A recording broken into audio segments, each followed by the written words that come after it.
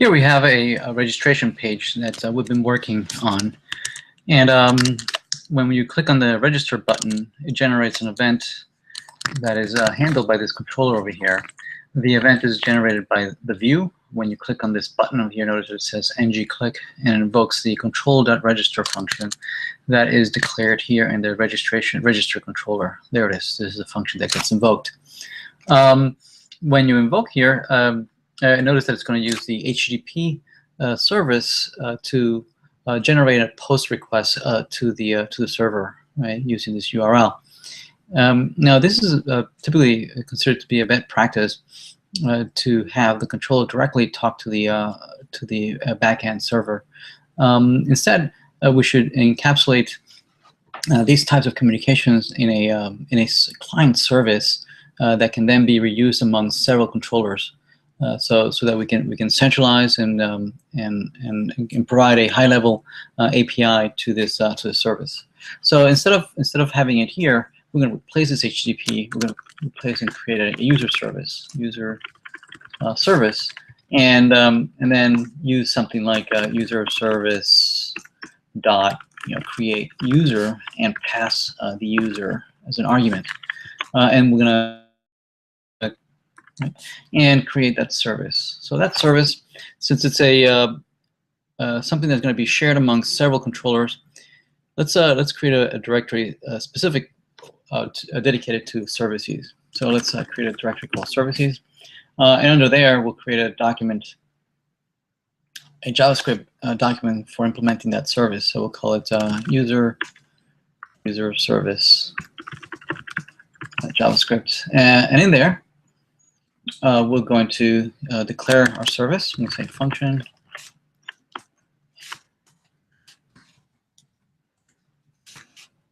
And in here we're going to say we're going to grab the application, which is called, let's declare instead of a module, and the module is called whiteboard app. And we're going to use a factory, Angular's factory mechanism, to declare our service. The service is going to be called user service, and it's going to be implemented by the method down below here. Let's say function service, and here it is going to use the HTTP service and use this HTTP post to talk to the back end. Now, here we're going to declare all the various API calls that we want to host instead of the user service. One of them will be the create user. But to do that, we're going to create a map here called the service map, where we declare the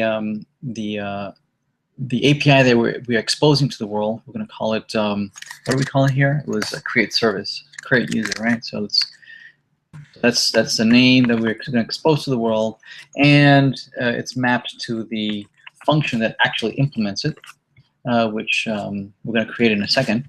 We're going to return this service immediately to the whoever's using this service, and here we're going to implement the actual function called create user. It takes as argument the user. There it is.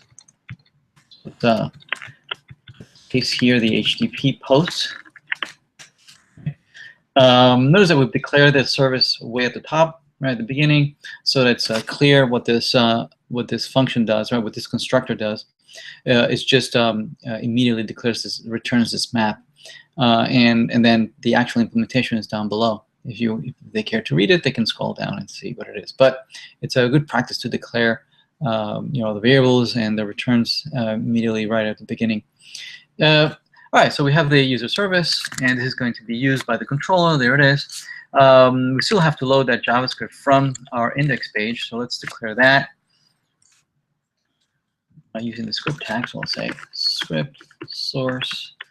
It's under user. It's called user.service.js. All right, so functionally, this should not have changed. It should behave exactly the same way we have it.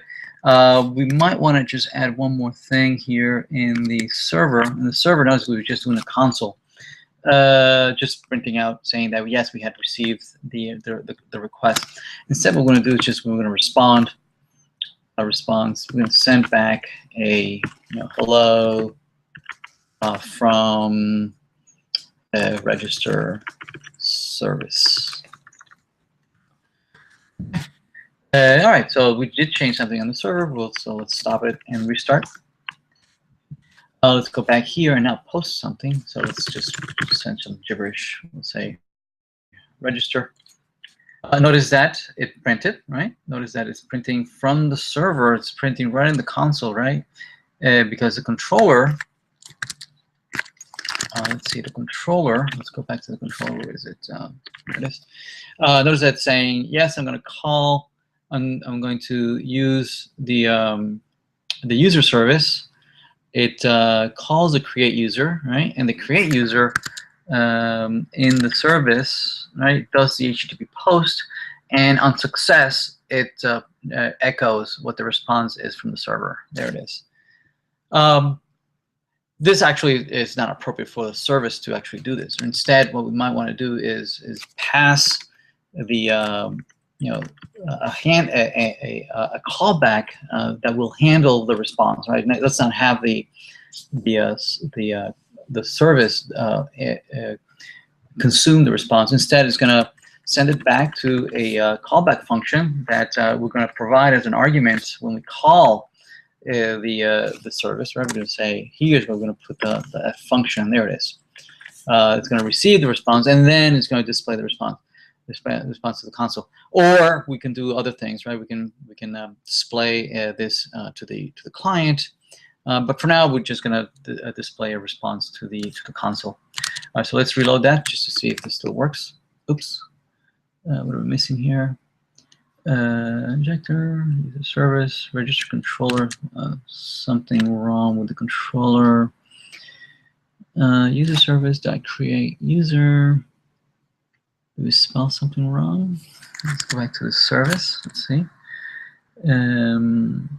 It says function callback register user callback. What's it saying here? Error injector user service provider register controller. Register controller. Let's see what it says. Let's copy this. Let's paste it here. Let's see what this error says. Unknown provider, user service provider, user service, register controller, user service,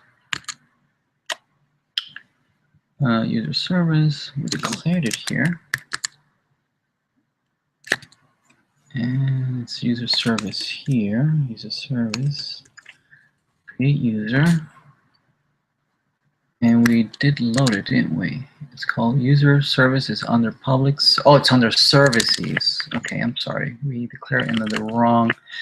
Okay, it's under services. Services. All right. User.service. Let's reload this. Okay, now it looks like it found it. Let's send the data again. And let's click on register. Okay, now it responds. And with the network, yeah, it came with register, right? And the response is this, and the header is the data that we did send, including all that gibberish we sent over. Notice that the email was not sent, right? And that's because this particular field, right, with the email, right, was declared of type email, right? So in the register view, right, because we use the HTML type email, Angular is doing some type validation, making sure that it is indeed a valid email. So instead, if we do send a valid email here, like you at somewhere.com, and we clear the network and we send that, notice that what gets sent is indeed, it does include the email this time, right? Because it is a valid email. There you go. So we are able to send the data over to the server. Now it's the server's part to receive that information and actually store it in a database.